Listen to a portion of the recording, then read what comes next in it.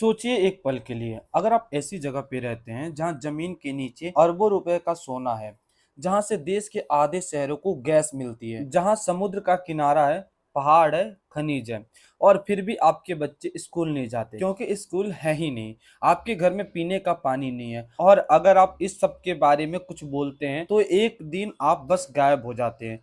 ना कोई एफआईआर, ना कोई अदालत, बस गायब। ये कोई काल्पनिक कहानी नहीं है, ये उस जगह की हकीकत है जिसे दुनिया बलूचिस्तान के नाम से जानती है। और आज मैं आपको वो सब बताऊंगा जो आप शायद पहले कभी इस तरह नहीं समझ पाए, क्योंकि इस पूरी कहानी में सिर्फ पाकिस्तान नहीं है, इसमें चीन है, इसमें अपना देश भारत है, और एक ऐसा भू राजनीतिक खेल है जो आने वाले दशकों में पूरे दक्षिण एशिया का दिशा तय करेगा। और अगर आप ये नहीं समझे तो जब ये खेल अपने अंजाम पर पहुंचेगा तब आप सिर्फ यही कह पाएंगे कि यार हमें पहले पता होना चाहिए था।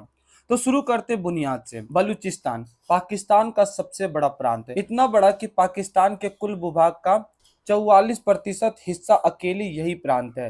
तुलना करें तो ये पूरे फ्रांस से भी बड़ा है, लेकिन इतनी विशाल जमीन पर रहती है पाकिस्तान की कुल आबादी का सिर्फ 5 से 6% जनसंख्या, यानी लगभग 1.5 से 2 करोड़ लोग यहाँ रहते हैं। इसकी सीमाएं पूर्व में सिंध और पंजाब से लगती है, उत्तर में अफगानिस्तान से, पश्चिम में ईरान से, और दक्षिण में इसका किनारा अरब सागर को छूता है। यह भूगोल को इसे एक असाधारण स्ट्रेटेजिक लोकेशन देता है। और अब बात करते हैं उस दौलत की जो इस जमीन के नीचे सुई गैस फील्ड पाकिस्तान की सबसे प्राकृतिक गैस परियोजना में से एक है, और दशकों से इसी से कराची, लाहौर और इस्लामाबाद जैसे बड़े शहरों को गैस मिलती रही है। रेको डिक, जो बलूचिस्तान में ही है, दुनिया के सबसे बड़े अनटच्ड सोने और तांबे के भंडारों में गिना जाता है। इसके अलावा कोयला, क्रोमाइट, सल्फर और दूसरे खनिज पदार्थ भी यहाँ पाए जाते हैं। और फिर है गद्दावर का वो बंदरगाह जिस पर पूरी दुनिया की नजर है, और जिसके बारे में हम आगे डिटेल में बात करेंगे। लेकिन यही एक सवाल मन में उठता है, इतनी दौलत है इस जमीन में, तो यहाँ के लोग देश में सबसे गरीब क्यों है? यह विरोधाभास सिर्फ एक संयोग नहीं है, यह इस पूरी कहानी की असली जड़ है। इतिहास के पन्ने पलटे तो ये समझ आता है कि बलूचिस्तान का दर्द नया नहीं है, यह 1947 से भी पुराना है। अंग्रेजों के जमाने में बलूचिस्तान एक जटिल इकाई थी। कुछ हिस्से सीधे ब्रिटिश क्राउन के अधीन थे और कुछ रजवाड़ों के रूप में। इनमें सबसे महत्वपूर्ण था कलात का रियासत, जिसके पास एक लंबी राजनीतिक और सांस्कृतिक पहचान थी। जब 1947 में ब्रिटिश भारत का विभाजन हुआ तो कलात के तत्कालीन खान अहमद यार खान ने पाकिस्तान के साथ विलय से इनकार करते हुए 11 अगस्त 1947 को, लेकिन यह स्वतंत्रता टिकी नहीं। मार्च 1948 में पाकिस्तान सेना के दखल के बाद विलय दस्तावेजों पर सिग्नेचर हुए। खान के भाई प्रिंस अब्दुल करीम ने इस विलय को विरोध करते हुए पहला सशस्त्र विरोध किया, और वहीं से जो बीज बोया गया जो आज एक विशाल वृक्ष बन चुका है। उसके बाद बलूचिस्तान में कई विद्रोह हुए, 1958 से 1959 में, 1962 से 1963 में, और फिर 1973 से 1977 में सबसे बड़ा और खूनी विद्रोह, जिसे तत्कालीन प्रधानमंत्री जुल्फिकार अली भुट्टो की सरकार ने सेना की भारी तैनाती से दबाया। और 2000 के दशक की शुरुआत से कई लहर चल रही है जो आज भी जारी है। हर बार सरकार बदलती है, नीतियां बदलती है, लेकिन जमीन पर नाराजगी कम नहीं हुई है बल्कि बढ़ती गई है। ये इसलिए नहीं समझना चाहिए कि बलूच लोग स्वभाव से विद्रोही हैं, बल्कि इसलिए समझना चाहिए कि जब किसी समुदाय की पहचान, जमीन और आवाज को बार बार नजरअंदाज किया गया तो नाराजगी एक पीढ़ी से दूसरी पीढ़ी में जाती है। और यही वो हिस्सा है जिसे ज्यादातर लोग नजरअंदाज कर देते हैं कि ये संघर्ष 75 साल पुरानी एक अनसुलझी राजनीतिक कहानी है, कोई अचानक उठी समस्या नहीं है। अब आते हैं उस हिस्से पर जो शायद सबसे ज्यादा असहज करने वाला है, जमीनी हकीकत। पाकिस्तान ब्यूरो ऑफ स्टैटिस्टिक्स और यूनिसेफ के आंकड़ों के मुताबिक बलूचिस्तान में स्कूल न जाने वाले बच्चों का प्रतिशत पाकिस्तान के बाकी सभी प्रांतों से ज्यादा है। खासकर महिलाओं में राष्ट्रीय औसत से काफी नीचे। हेल्थ सुविधाएं इतनी कम है कि दूर दराज के इलाकों में लोग 100-100 किलोमीटर सफर करके इलाज करवाने के लिए जाते हैं। पीने के पानी की किल्लत एक पुरानी और अनसुलझी समस्या है और यह उसी प्रांत में है जहां से पाकिस्तान के बड़े शहरों को गैस पाइपलाइन जाती है। राजनीतिक स्तर पर, और यह बहुत अहम है, बलूचिस्तान में निर्वाचित सरकारें रही है, लेकिन स्थानीय नेता को लंबे समय से ये कहना है कि असली फैसले रावलपिंडी यानी सेना मुख्यालय और इस्लामाबाद में होते हैं, प्रदेश की राजधानी क्वेटा में नहीं होता। सेना की उपस्थिति बेहद भारी है और सिक्योरिटी ऑपरेशन का एक लंबा इतिहास है। Human right watch, assembly international और पाकिस्तान की ह्यूमन राइट कमीशन ने अपनी रिपोर्टों में एनफोर्स्ड डिसअपेरेंस यानी जबरन गुमशुदगियों का जिक्र किया है, जिनमें पत्रकार, छात्र नेता, वकील और सामाजिक कार्यकर्ता शामिल हैं। पाकिस्तान की खुद की अदालतें ने सुप्रीम कोर्ट सहित ने इस मुद्दे पर सरकार और सुरक्षा एजेंसियों से सवाल पूछे हैं। पाकिस्तान सरकार का पक्ष यह है कि सुरक्षा अभियान आवश्यक है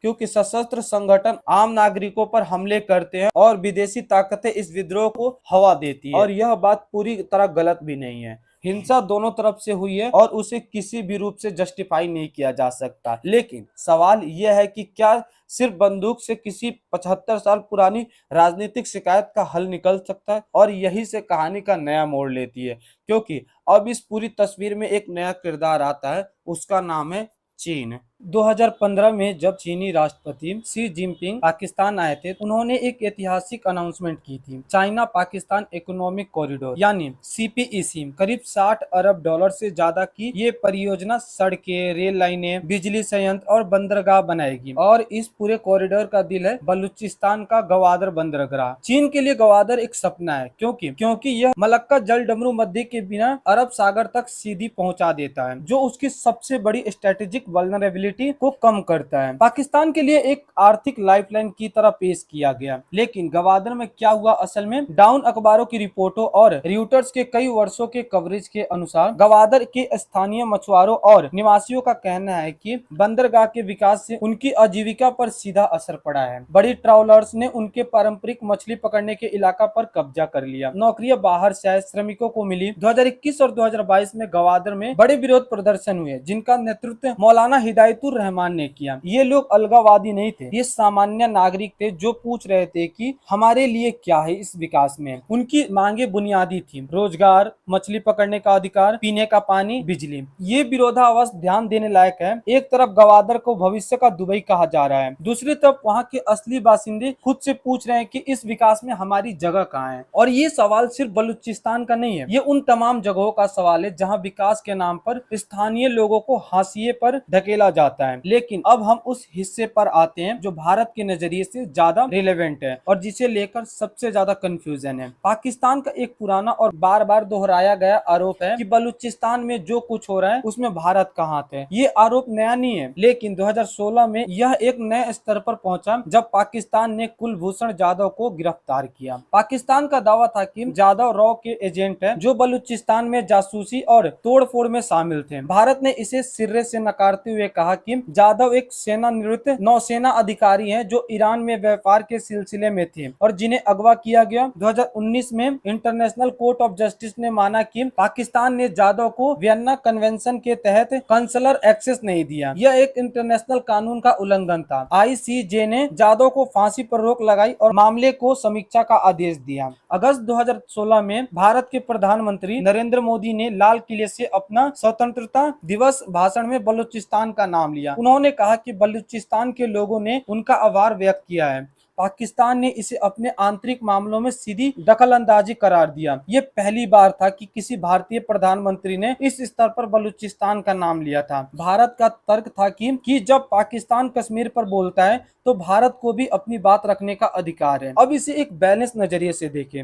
ये एक कूटनीतिक काउंटर मूव था, जिसका मतलब ये नहीं कि भारत ने वहां हथियार भेजे, सशस्त्र विरोध को फंड किया। इसका कोई सार्वजनिक और स्वतंत्र रूप से वेरीफाइड एविडेंस मौजूद नहीं है। लेकिन साथ ही ये भी सच है कि इंडिया और पाकिस्तान दोनों एक दूसरे की कमजोरियों को अपने जियोपॉलिटिकल गेम में इस्तेमाल करते हैं। ये कोई रहस्य नहीं है। पाकिस्तान जब बलूचिस्तान में हर समस्या के लिए भारत को जिम्मेदार ठहराता है तो वह एक कन्वीनियंट नैरेटिव बनाता है, जिससे उसकी अपनी इंटरनल फेलियर से ध्यान हट जाता है। और यह भी एक सच है जिसे नजरअंदाज नहीं किया जा सकता। और यहाँ पर हमें एक कदम पीछे हटकर पूरी तस्वीर देखनी होगी, क्योंकि असली जटिलता यहाँ से शुरू होती है। अब तक हमने जो देखा उसमें एक सिंपल स्टोरी थी। पाकिस्तान सरकार और सेना ने बलूच लोगों के साथ गलत किया, बाहरी ताकतें इसमें अपना फायदा ढूंढ रही है और भारत एक किरदार है। लेकिन असली पिक्चर इतनी सिंपल नहीं है। बलूच राष्ट्रवादी आंदोलन कई धाराओं में बटा हुआ है। कुछ संगठन राजनीतिक संवाद चाहते हैं, कुछ स्वायत्तता मांगते हैं, कुछ इंडिपेंडेंस मांगते हैं और कुछ पूर्ण आजादी की बात करते हैं। कुछ सशस्त्र रास्ते पर हैं, बलूचिस्तान लिबरेशन आर्मी जैसे संगठन, जिन्हें पाकिस्तान, अमेरिका और कुछ अन्य देशों ने टेररिस्ट ऑर्गेनाइजेशन घोषित किया है और इस ऑर्गेनाइजेशन ने नागरिकों पर हमले किए हैं। किसी भी दृष्टिकोण से अस्वीकार्य है। पाकिस्तान सरकार और सेना में भी एक ही नजरिया है। कुछ नेता बातचीत और विकास की बात करते हैं। 2009 का आगाज ई हकूक ई बलूचिस्तान पैकेज इसी दिशा में एक कोशिश था, हालांकि इसे इम्प्लीमेंटेशन में कमजोर माना गया। दूसरी तरफ सुरक्षा प्रतिष्ठान की प्राथमिकता हमेशा मिलिट्री सॉल्यूशन रही है। चाइना के लिए सीपीईसी और गवादर स्ट्रेटेजिक इन्वेस्टमेंट है, लेकिन वो लोकल ग्रीवेंस को एड्रेस नहीं करता, बल्कि कुछ मामलों में उन्हें और गहरा करता है। अमेरिका अफगानिस्तान से निकलने के बाद इस पूरे क्षेत्र में एक नई भूमिका तलाश रहा है और भारत जो सीपीईसी को लेकर सीधे आपत्ति जताता है, क्योंकि पाकिस्तान ऑक्युपाइड कश्मीर से गुजरता है। उसके अपने स्ट्रेटेजिक हित है जो उसे बलूचिस्तान के प्रति सक्रिय रखते हैं। तो यह सिर्फ सरकार की गलती है वाली कहानी नहीं है, यह हिस्ट्री की परतें हैं। एथनिक आइडेंटिटी का सवाल है, रिसोर्सेज का बंटवारा है, मिलिट्री और सिविलियन एडमिनिस्ट्रेशन का असंतुलन और वैश्विक भू राजनीतिक चीन, अमेरिका और भारत है, सब अपने अपने हितों के साथ शामिल है। जब तक कॉम्प्लेक्सिटी को नहीं समझते हैं, हम या तो प्रोपेगेंडा कंज्यूम कर रहे हैं या तो फिर अधूरी तस्वीर देख रहे होते हैं।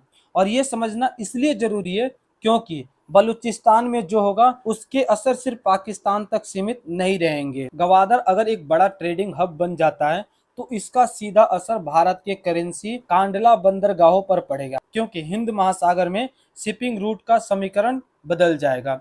सीपीईसी अगर अपने पूरे स्वरूप को एग्जीक्यूट करता है, चाइना का प्रेजेंस भारत की वेस्टर्न बॉर्डर के करीब और मजबूत होगा। ये इंडिया के लिए सिक्योरिटी कंसर्न है। अगर बलूचिस्तान में अनस्टेबिलिटी बनी रहती है तो पाकिस्तान में पॉलिटिकल इनस्टेबिलिटी बढ़ेगी। देश के संदर्भ में पूरे रीजन के लिए चिंता का विषय है। अगर वहां के लोगों की बुनियादी शिकायतें नहीं सुनी गई तो एक नई पीढ़ी उसी नाराजगी के साथ बड़ी होगी और यह साइकिल आगे भी चलती रहेगी। द हिंदू और इंडियन एक्सप्रेस ने कई बार लिखा है कि इंडिया की फॉरेन पॉलिसी में बलूचिस्तान का एक लीवर की तरह इस्तेमाल होता है, लेकिन एक रिस्पॉन्सिबल रीजनल पावर के तौर पर इंडिया का ये भी सोचना होगा कि इस लीवर का इस्तेमाल कब और कैसे करना है, क्योंकि इनस्टेबिलिटी के असर बॉर्डर नहीं देखते। अल जजीरा और बीबीसी ने कई ग्राउंड रिपोर्ट्स में दिखाया है कि बलूच युवाओं में जो एलिनेशन है वो उन्हें उस रास्तों पर ले जा रही है जो किसी के लिए अच्छे नहीं है, ना पाकिस्तान के लिए ना रीजन के लिए। तो अगर आपको वीडियो अच्छा लगा हो तो प्लीज एक लाइक कर दीजिएगा, चैनल को सब्सक्राइब कर दीजिएगा। मिलते हैं नेक्स्ट वीडियो में। और आपको किस टॉपिक पर वीडियो चाहिए आप हमें कमेंट कर जरूर बताइएगा। बाकी वीडियो को यहाँ तक देखने के लिए धन्यवाद।